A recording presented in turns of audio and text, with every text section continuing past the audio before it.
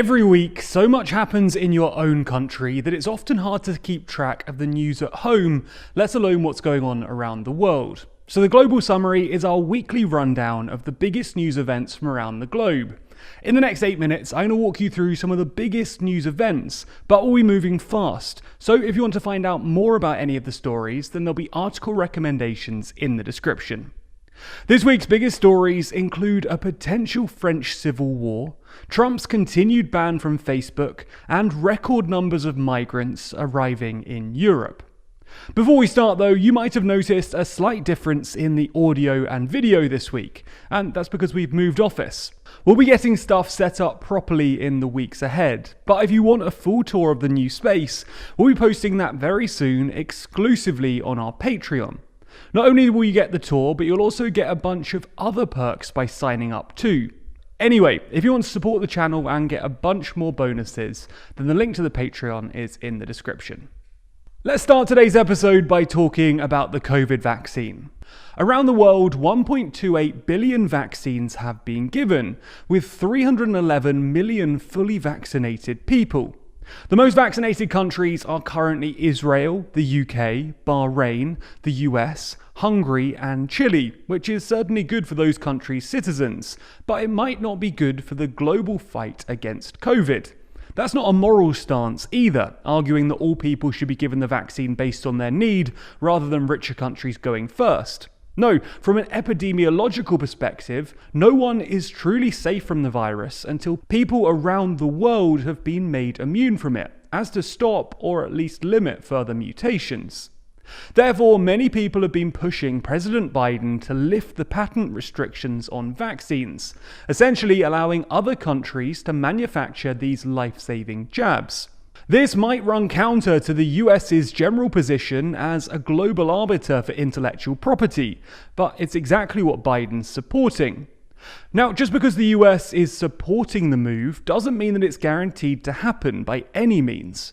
The UK, EU nations, Switzerland and others would also need to approve patents being lifted, due to vaccine developers originating in their countries too. All of those countries objected at a WTO summit last year, but at the time, so did the US. So this could be the beginning of a shift toward more open vaccine production, whether that's a good thing or not. By the way, if you're looking for a vaccine, Dracula might have your back. And no, this isn't some bad joke about blood or vampires. Anyone visiting Dracula's castle in Romania will be able to pick up a vaccine, along with free entry to the castle's exhibit of 52 medieval torture instruments. What a day out for the whole family. Staying in Europe, on Monday, 75,000 French people, including 1,000 soldiers, signed an open letter to the government warning of a potential upcoming civil war. The letter, which was published in a right-wing magazine, warned that due to the government granting concessions to Islamism, there could be a civil war on the horizon, with them stating it's about the survival of the country.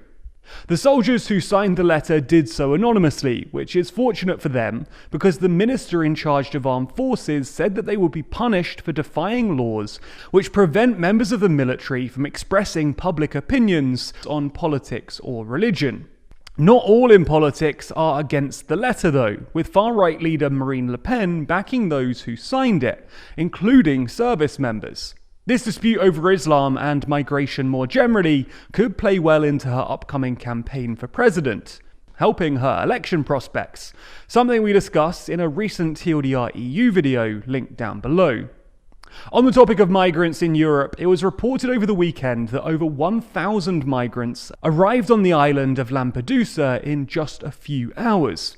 Lampedusa, an island which is part of Italy, is a common port of arrival for migrants, but it seems that the good weather over the weekend encouraged this rise in arrivals, with one boat carrying almost 400 people. These latest arrivals add to the tally of around 11,000 migrants who have arrived in Lampedusa since the start of the year, significantly up from the 4,000 who arrived during the same time period in 2020, although still significantly down from the height of the migrant crisis in 2015. Despite this, it's being seen as a major issue by the people of Italy, with politicians encouraging high-level meetings to address this ongoing problem. If you're interested in the routes that migrants take into Europe, then we made a video outlining the common routes taken this year on the TLDR EU channel. It's linked down below. Let's turn to the realm of business for our last two stories, looking at Facebook and Berkshire Hathaway. You might remember that following the insurrection at the US Capitol at the start of the year, then President Donald Trump was kicked off social media sites including Facebook, Instagram, Twitter, and YouTube for statements he made in relation to the insurrection. This story re-emerged last week in relation to Trump's Facebook page. Just some context here, Facebook has a group called the Oversight Board. They're separate from Facebook the company and act as a sort of corporate Supreme Court who have powers to make rulings about the platform and the company itself. We actually discussed it in another video a while back, which is linked in the description. Anyway, the Oversight Board upheld the company's decision to ban Trump from the platform, remarking on the danger of Trump's statements. You can pause to read the full quotes from the Oversight Board.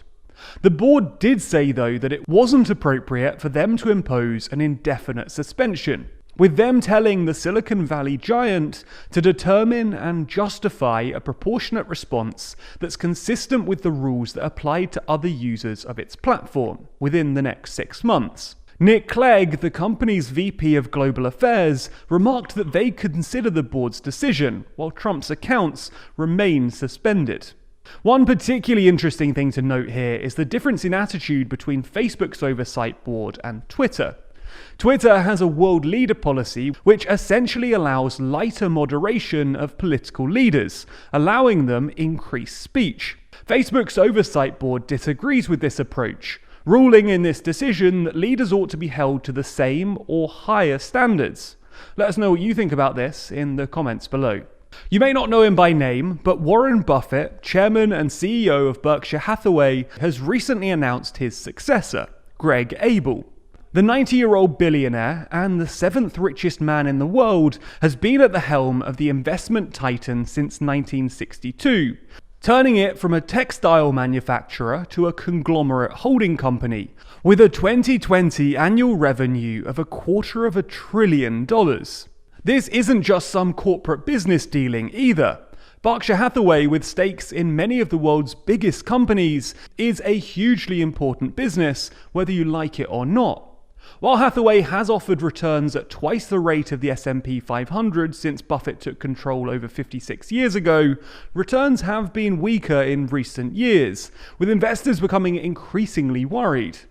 With the handover of power at the top comes increased accountability, and many are hoping that that's a good thing, not just for the business, but for the many investors and millions of ordinary people who have pension schemes connected to the conglomerate. So those are some of the biggest global news stories from the last week, but if 8 minutes wasn't enough for you, then there's links for further reading in the description. If you think we missed anything, then comment below the stories you'd like to see us cover in future episodes. Make sure you're subscribed to the channel and hit the bell icon to be notified every time we release a new video. Special thanks to our Patreon backers who make videos like this one possible, and if you want to see your name at the end of videos, then you too can back us on Patreon. The link to that's in the description.